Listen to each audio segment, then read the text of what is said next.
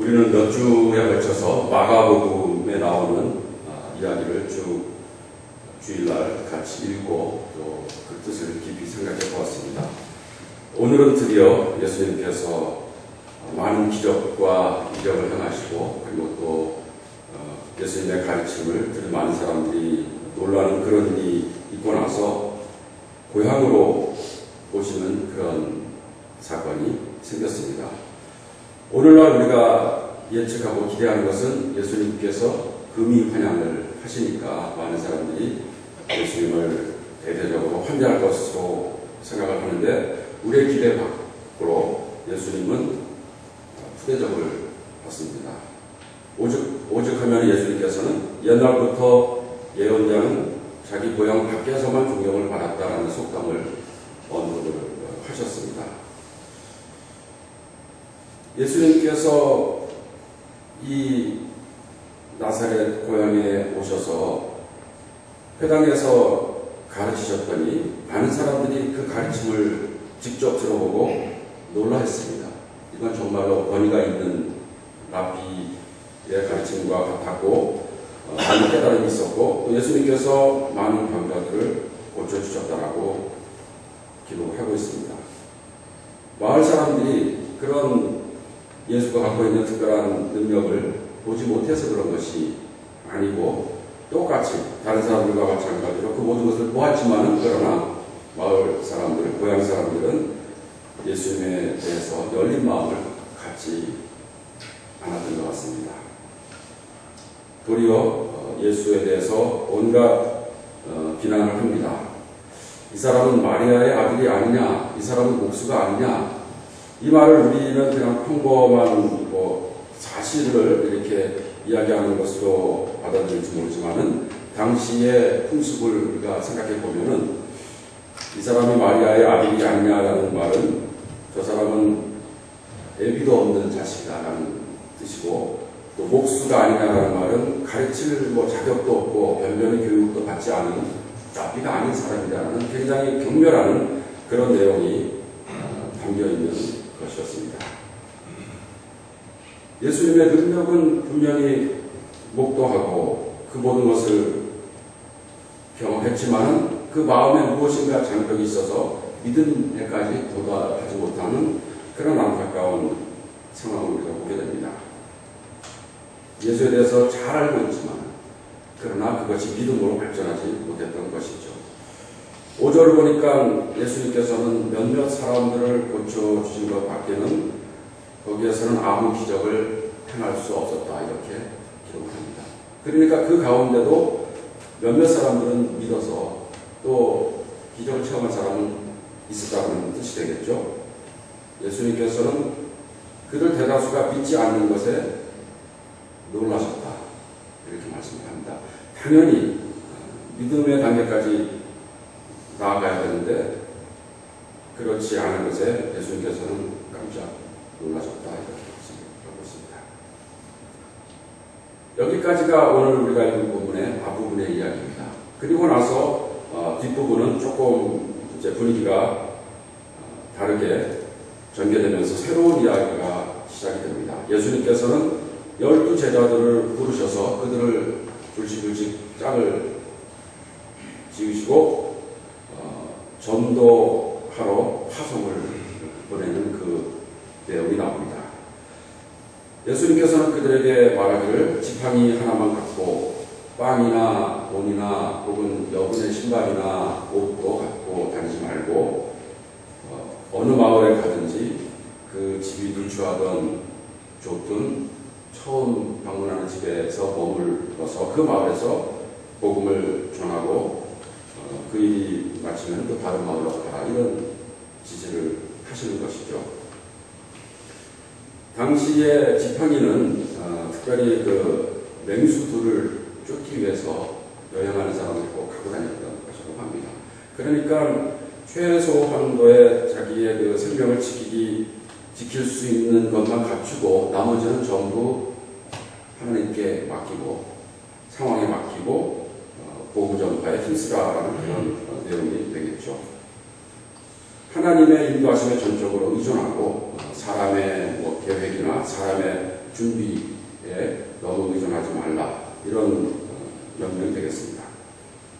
예수님께서는 그들에게 악한 귀신을 억누르는 권능을 주셨다고 기록합니다. 제자들은 그런 권능을 받고 이제 그런 태도로 마을 다니면서 전도를 했는데, 결국은 예수님께서 친히 행하셨던 그 모든 권능과 기적, 또 귀신을 쫓아내는 일, 병 고치는 일, 이런 일들이 일어났고, 또 예수님과 마찬가지로 권위 있게 하나님의 말씀을, 하나님 나라의 복음을 선포할 수 있었습니다.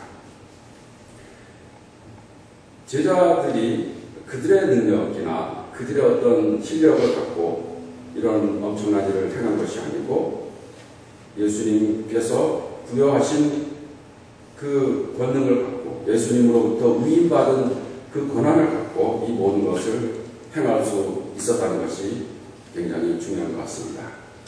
오늘 우리가 읽은 서신서 본문에서도 보면 바울이 자기가 갖고 있는 한 가지 약점, 우리가 그 약점이 무엇인지는 정확히 모르겠습니다. 그러나 그것을 육체의 가시라고 이렇게 얘기를 했는데, 그 하나만 좀 해결이 되면은 더욱더 능력 있게 복음을 전할 수 있을 텐데, 그것 때문에 여러 가지 어려움이 있었던 것 같습니다. 그래서 그것을 없애달라고 그랬지만은 하나님은 그에게 응답하기를 내 은혜가 내게 족하다, 너의 약함 가운데 하나님의 강함이 드러났다, 이런 이야기를 들었습니다.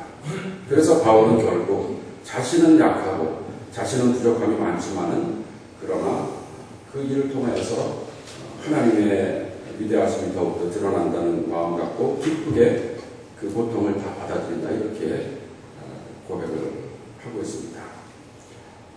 예수님을 따르던 제자들, 파송을 받았던 제자들도 그들이 뭐 대단한 사람이 되어서가 아니고, 그들이 갑자기 머리가 좋아지고 갑자기 없었던 용기가 생겨서가 아니고, 예수님께서 그들에게 주신 그 권한을 믿고, 예수님이 하나님을 절대적으로 믿고 순종했던 것과 같이 그들도 예수님을 통하여서 하나님을 절대적으로 믿고, 자신의 힘이나 자신의 능력이나 자신의 계획으로가 아니고 하나님께서 이 모든 것을 인도해 주실 것이라는 믿음을 갖고 복음 전파를 했기 때문에 이런 놀라운 일들이 있었던 것으로 우리는 알 수 있습니다.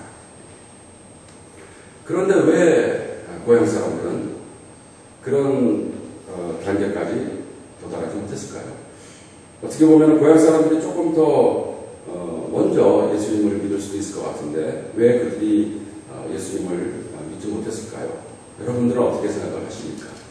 아마 우리가 너무나도 잘 알고 있는 어떤 사람이 갑자기 위대한 스승이 되어서 많은 사람들의 인기를 얻으면서 뭐 텔레비에 나온다거나 이렇게 유명한 인사가 되었을 때 우리 막 어느 한 구석에 그런 생각이 있을지 모르겠어요. 아, 저 사람은 내가 잘 아는데 옛날에 나랑 뭐 비슷했던 사람인데 하면서 좀 시기심도 있고, 또 그 사람과 나와의 그 인간관계 같은 게 그동안에 쌓여왔고 그동안에 있었던 그 관계가 새로운 관계로 바뀌어져야 되기 때문에 좀 불편한 면도 있었을 것 같아요.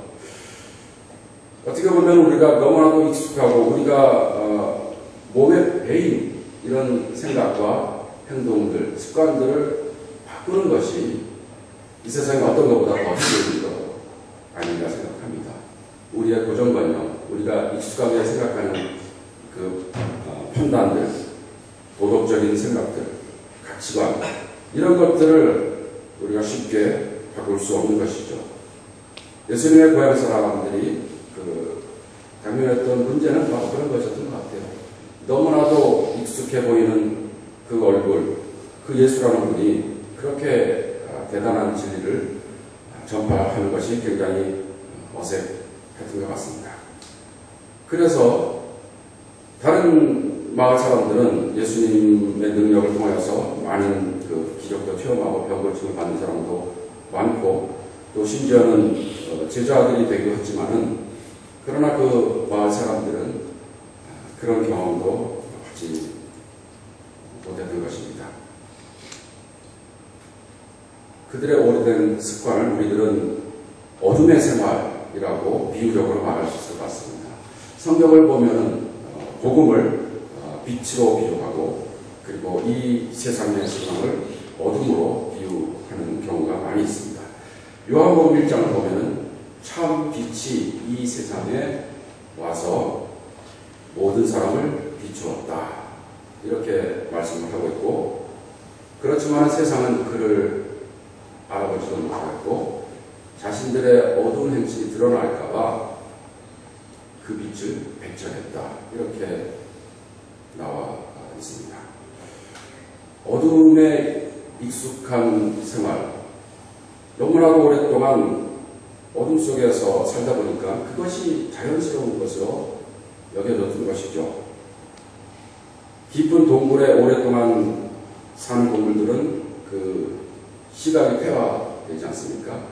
그래서 빛이 없이도 충분히 불편 없이 삶을 살 수 있기 때문에 그런 동물들이 빛이 있는 곳으로 옮겨지면 굉장히 불편해하고 또 금방 죽기도 합니다. 우리 인간들도 원래는 빛 가운데 살도록 창조되었지만은 너무나 오랫동안 어둠 가운데 살다 보니까 어둠 속에 사는 것이 우리들에게는 더 자연스럽게 여겨지게 된 것이죠. 잘못된 습관에 우리가 중독이 되어서 그것이 정상적인 삶처럼 사는 것이 우리 인간의 모습이 아닙니까?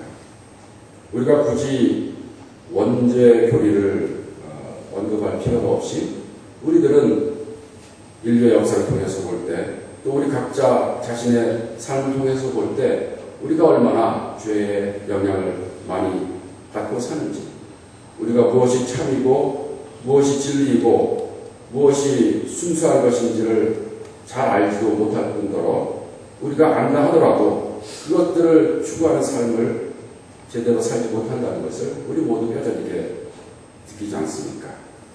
우리는 이렇게 어둠 속에서 오랫동안 살고 있었는데 이제 광명의 빛이 우리 가운데 왔을 때 우리들은 그 빛을 환영하고 받아들이기보다는 우리가 감당해야 될 작은 희생, 작은 불편 때문에 그 빛에서 피하고 도리어 그 빛을 배척하는 삶을 살고 있다는 말씀입니다.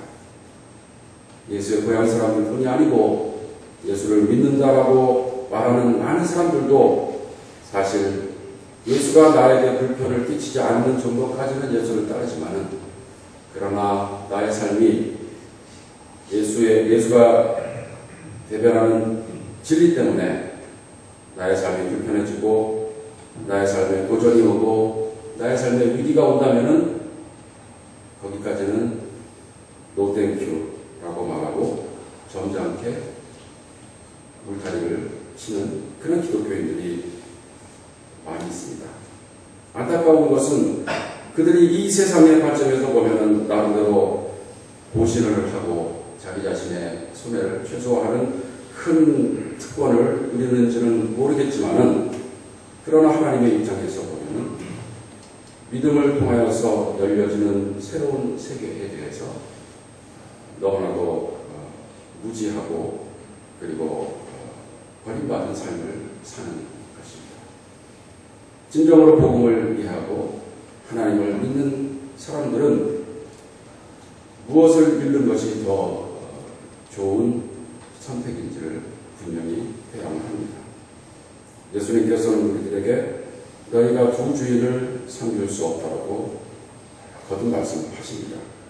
특히 오늘과 같은 상황에서는 많은 사람들이 하나님을 섬기든지 아니면 재물을 섬기든지 그 둘 가운데 선택을 해야 하는 경우가 많이 있습니다. 많은 경우에 사람들은 하나님보다는 재물이 생기는 쪽으로 결정을 하는 경우가 많지 않습니까? 요즘에 제가 TV에서 새롭게 관심을 갖고 보는 프로그램이 있는데 Show Me the Money라는 그런 프로그램입니다. 아마 대부분 그게 뭐 하는 프로그램인가 이렇게 생각을 하실 텐데, 우리나라의 그 힙합을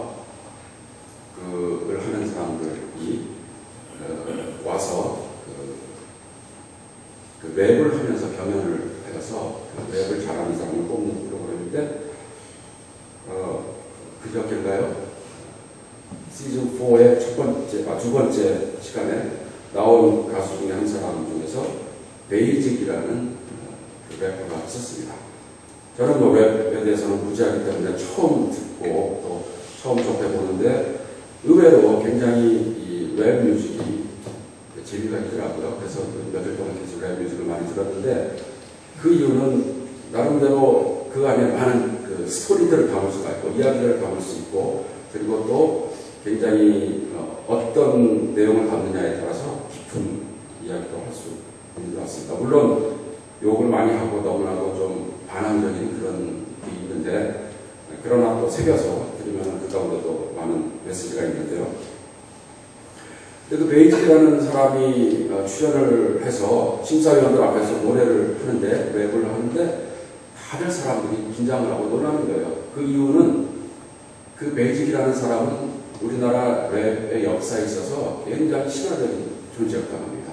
한 2008년도까지만 해도 거의 우리나라 그 랩 음악에서 대부와 같은 그런 사람이, 굉장히 나이도 젊고 순수하게 생긴 사람인데, 그 사람이 갑자기 소식이 없다가 바로 이 쇼 미 더 머니에 이제 출연을 한 것이죠.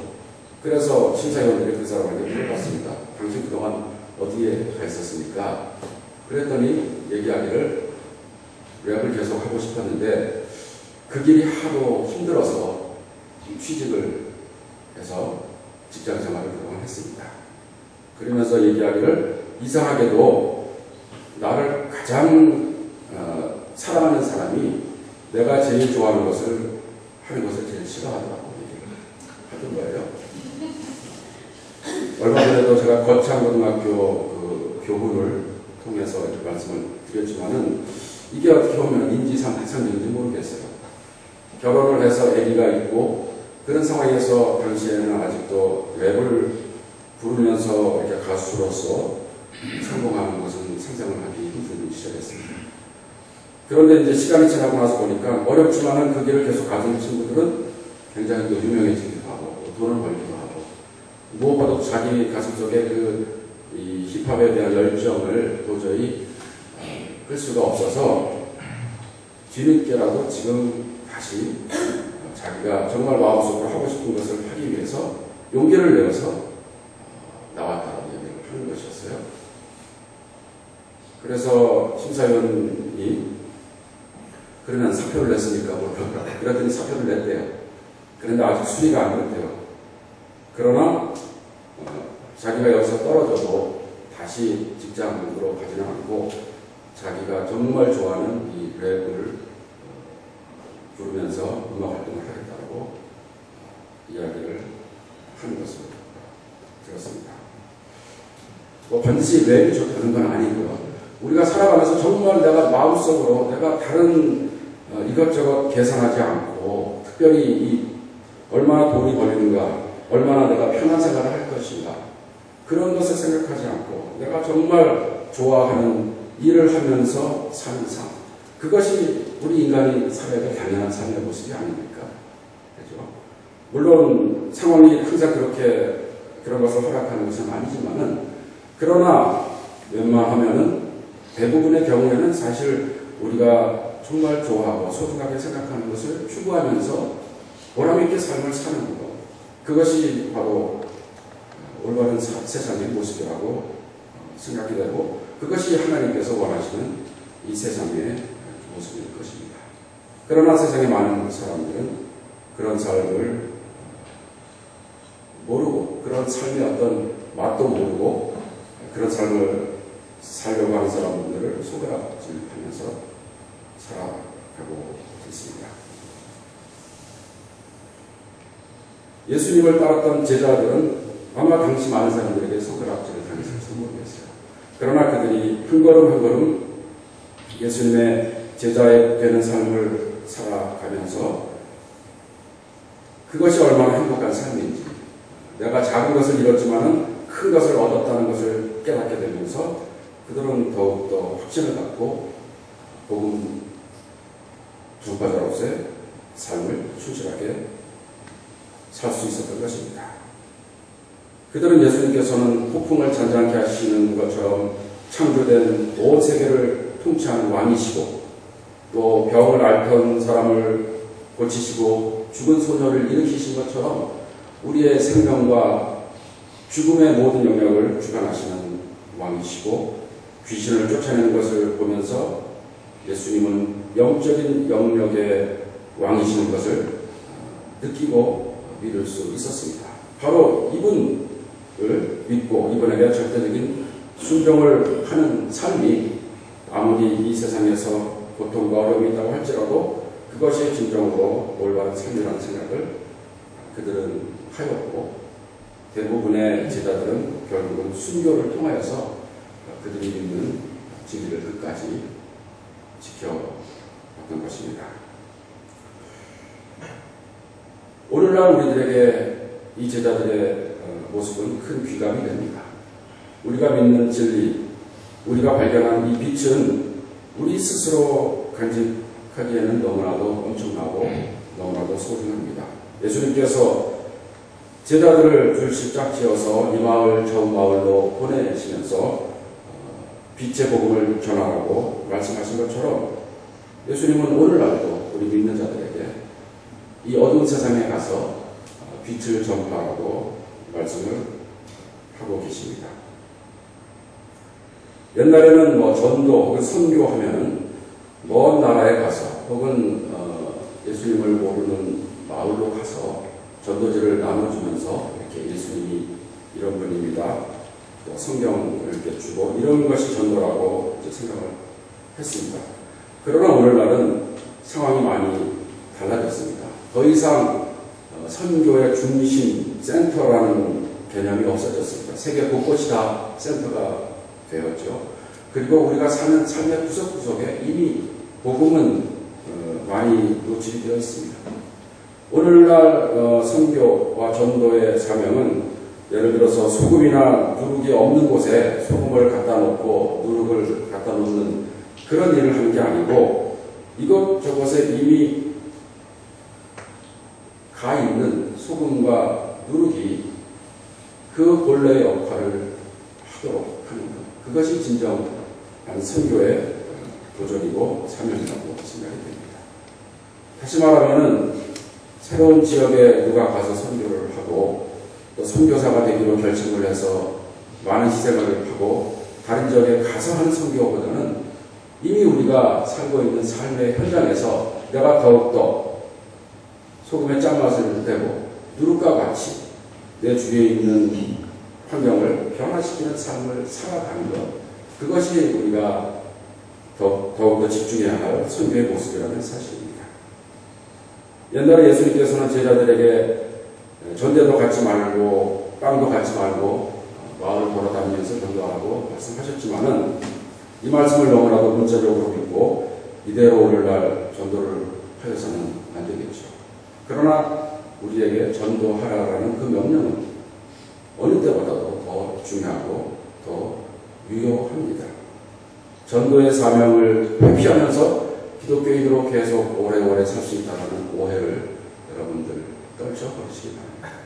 우리가 진정한 기독교인이라면은 빛이 등경 위에 있어야지 말 아래 있으면 안 되는 것처럼 자연스럽게 우리가 갖고 있는 빛을 우리 주위 사람들에게 전할 수밖에 없습니다.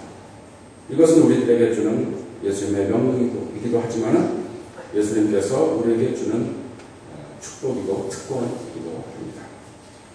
예수님께서 우리들에게 전도하라는 사명을 주실 때는 우리를 그대로 놔두지 않으시고 어떤 어려움이 있다 할지라도 우리를 보호하시고 빛의 자녀로서 사는 삶이 진정으로 올바른 삶이고 행복한 삶이라는 것을 우리들의 삶을 통해서 보여주시겠다는 약속도 같이 하시는 것입니다.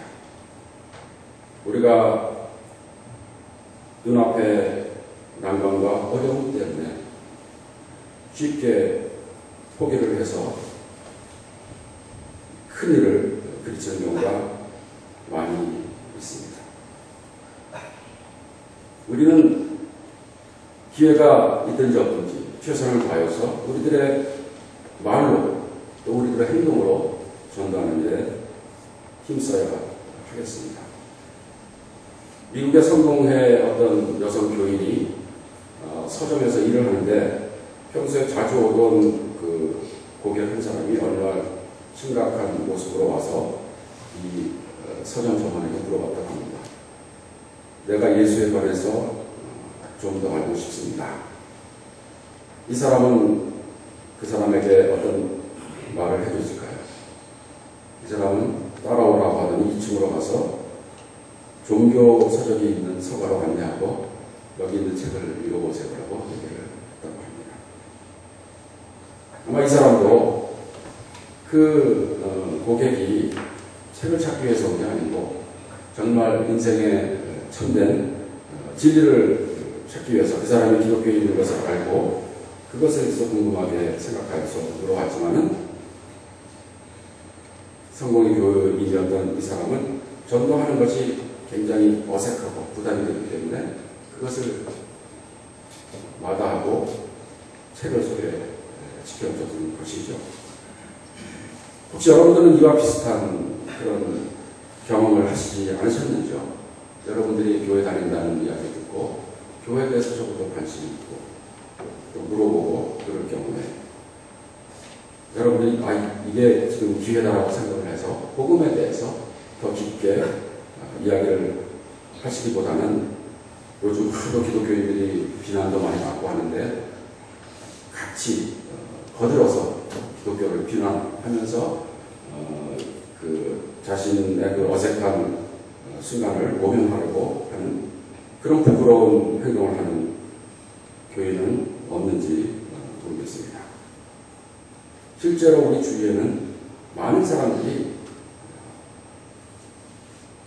영적인 문제에 대해서 삶의 본질적인 문제에 대해서 많은 관심을 갖고 고민을 하고 있습니다. 그들에게 우리가 믿는 복음, 순수한 복음 그대로 전달해 준다면 그들은 우리들에게 감사하다는 말을 거듭거듭 할 것입니다. 우리는 또한 행동으로 복음을 전파하는 전도자가 되어야 하겠습니다. 몇 년 전에 에모리 대학 졸업식에 휴 탐슨이라는 사람이 명예 박사학위를 받으면서 연설을 했습니다. 이 사람은 1968년 3월 16일에 베트남에서 헬리콥터로 정규 순찰 비행을 하고 있었는데 가다 보니까 어느 마을에서 미군들이 베트남 주민들, 민간인들을 죽이는 그런 장면을 보게 되었습니다. 메일레이라는 마을인데 톰슨은 깜짝 놀라서 헬기를 부대와 주민들 사이에 착륙하게 하고 기관총 사수에게 그 총구를 미군에게 돌려달라고 명령을 내렸습니다.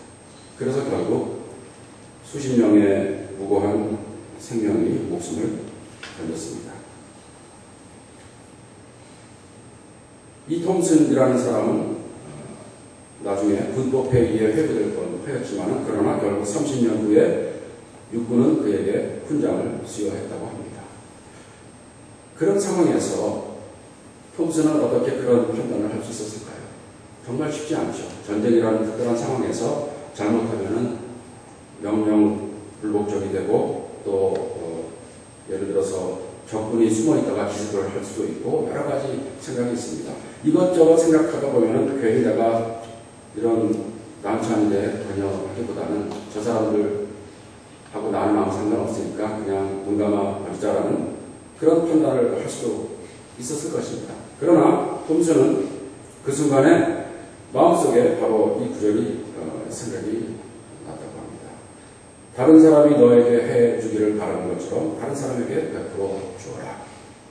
부모님으로부터 수없이 이 성경 말씀을 들었고 교회에서 선생님으로부터 또 목사님으로부터 수없이 이 말을 들어왔습니다. 그 순간에 그는 이 복음의 말씀에 충실하기 위해서 굉장히 어려운 결단을 하고 그것을 실천하였던 것이죠.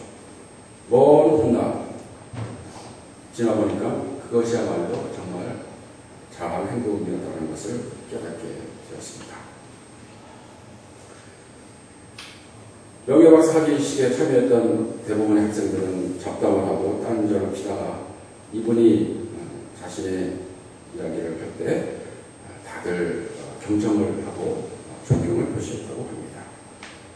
바로 이 톰슨이라는 분은 자신의 삶을 통하여서 복음에 대한 증언을 한 것이고 그리스도의 복음을 능력 있게 전파한 것이고 빛의 사자로서 빛의 전령자로서 삶을 충실하게 살았던 것입니다. 우리 찬송가에는 이 선교에 대한 찬송이 유난히 많습니다. 그런데 그 이유는